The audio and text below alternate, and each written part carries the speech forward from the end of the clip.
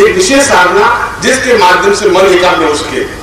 जब आप साधना कर सके तो आप अंदर उतर सके, और अंदर उतरना आपके लिए जरूरी है। चाहे आप लक्ष्मी की साधना करें, चाहे आप सरस्वती की साधना करें, चाहे आप महाकाली की साधना करें, चाहे जगदम्बा की साधना करें, यदि साधना में सिद्धि प्राप्त करनी है तो फिर ये जरूरी है कि आप इस क्रम को जो मैं समझा रहा हूं, इस क्रम को पहले आप अपने हृदय में उतारें, इस क्रम को पहले करें। और इस क्रम को करने के लिए एक विशेष मंत्र है जिसका पूरा विनियोग, पूरा क्रम नारद ने बड़े अच्छे ढंग से श्लोक में समझाया है।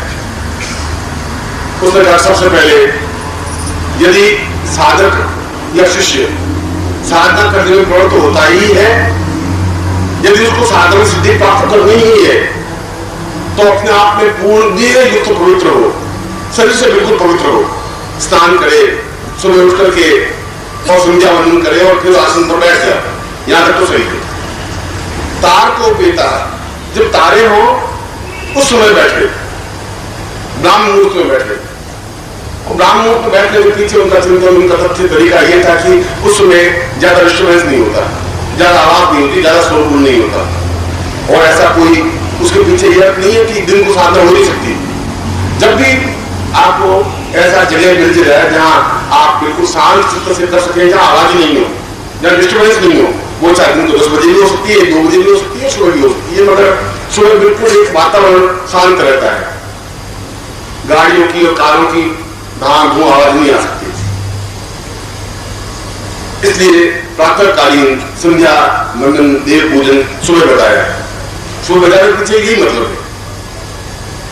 और फिर गुरु पूजन करें। पहला क्रम कि आपके जो भी गुरु हो, जिनसे भी आपने दीक्षा प्राप्त की हो, जिनको भी आप गुरु मानते हो, आपका संबंध गुरु से सीधा जुड़े। इसलिए जुड़े कि गुरु के ज्ञान को आपके हृदय में उतारने की क्रिया हो सके। जब हम किसी से जुड़ते हैं तो उसके सारे हाव भाव हमारे अंदर अपने आप आ जाते हैं। एक संबंध जुड़ जाता है, एक चेतना जुड़ जाती है। यदि हम किसी की, हमारा राजस्थान में एक कहावत है, एक लोकगीत है हिचकी, गुजरात में भी इस लोकगीत को बहुत गाते हैं। और उसमें कहा कि मैंने बादी लो चितारे आवे हिचकी, मुझे आज हिचकी आई है इसलिए कि शायद यहां से 10,000 मील दूर बैठा हुआ मेरा पति मुझे याद कर रहा है, मुझे याद कर रहा है, इसलिए मुझे हिचकी आ रही है। वो 10,000 मील दूर बैठा हुआ, कोई तार बिल्कुल नहीं जुड़ा हुआ है, मगर एक संबंध बन रहा है क्योंकि वो याद कर रहा है, उसको हिचकी आ रही है।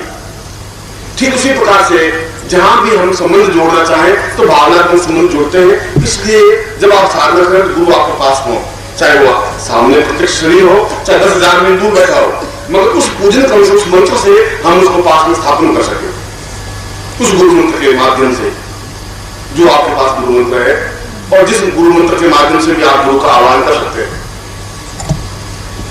उसकी एक माला मंत्र जाप करने के, उसका पूजन करने के बाद, उसकी एक माला मंत्र जप करने के बाद फिर एक विशिष्ट मंत्र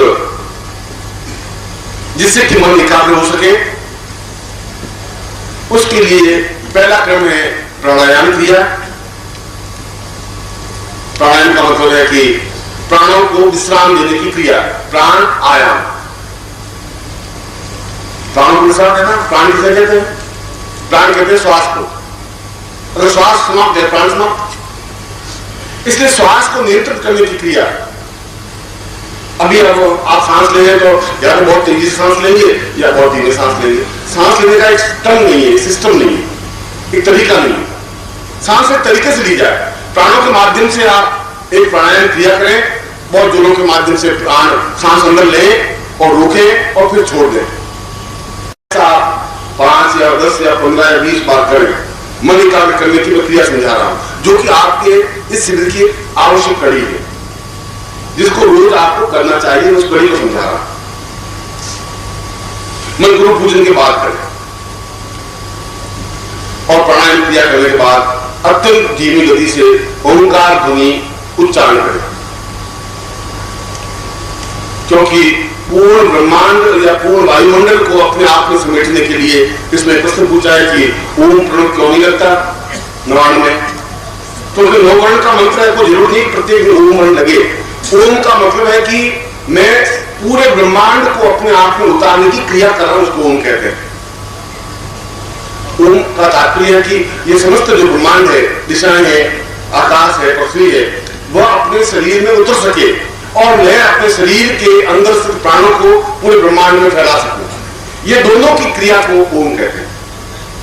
इसलिए ओम की ध्वनि के माध्यम से हम अपने मन को एकाग्र करने की क्रिया का प्रारंभ करें। यहां मन की एकाग्र नहीं हुआ, मगर यह जरूरी है कि हम उसके लिए अपनी पृष्ठभूमि बनाएं। मैं प्रैक्टिकल रूप से मैं ओम की ध्वनि कर रहा हूं, आप मेरे साथ ओम की ध्वनि करेंगे, मैं आपको समझाऊंगा, क्योंकि आपके पास प्रैक्टिकल चीज होनी चाहिए। मैं बोलूंगा ओम, आप मेरे साथ ओम की ध्वनि बोलेंगे धीरे से। हरि ओम।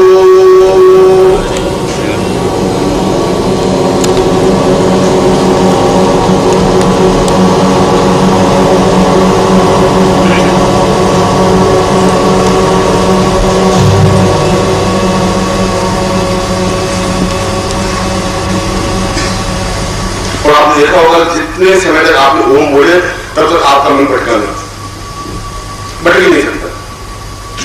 क्यों? ओम शब्द में वह एक तथ्य है और गुण है कि मन को एकाग्र करने के लिए अपने आप में कड़ी है। इसलिए प्रातःकाल उठ करके आपको अत्यंत धीमी जैसे आप कर रहे थे, जीव की ड्यूटी ओम कूदने की जरूरत नहीं, और ऐसा भी नहीं कि आप उच्चारण हो ही नहीं। ऐसा करने पर पूरा ब्रह्मांड का वातावरण आपके अंदर समाहित हो सकेगा। और फिर तीसरी क्रिया एक विशेष मंत्र है जिससे पूर्ण मन एकाग्र होता ही है, और वह मंत्र है, मैं लिखा देता हूं, आप नोट से सुबह मैंने कहा था कि आपका नोट बुक होनी चाहिए, आपका पेंसिल होनी चाहिए, जिससे कि आप उसको नोट कर सकें। वो मंत्र है ओम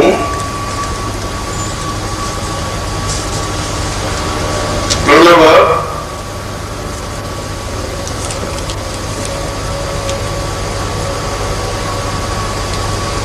ह्रीं ओम।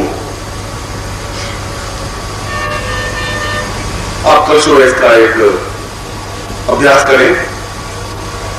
इसी मंत्र को, जिस मंत्र में आपको बताया है, ओम की ध्वनि 2 या 4 या 6 या 8 10 बार करने पर, एक बार करने की जरूरत नहीं है, 10 15 20 बार करें। और करने के बाद इस मंत्र को बहुत धीरे से गति से आप उच्चारण करें, और आप देखेंगे कि आपका मन अपने आप में एक ही बिंदु पर केंद्रित होने जा रहा है। जब एक बिंदु पर केंद्रित होने जा रहा है, इसी को ध्यान कहते हैं। ध्यान का मतलब है और कुछ नहीं हो, न ध्यान इति न ध्यान। जहां और कुछ आपके आसपास कुछ है ही नहीं, उसको ध्यान कहेंगे।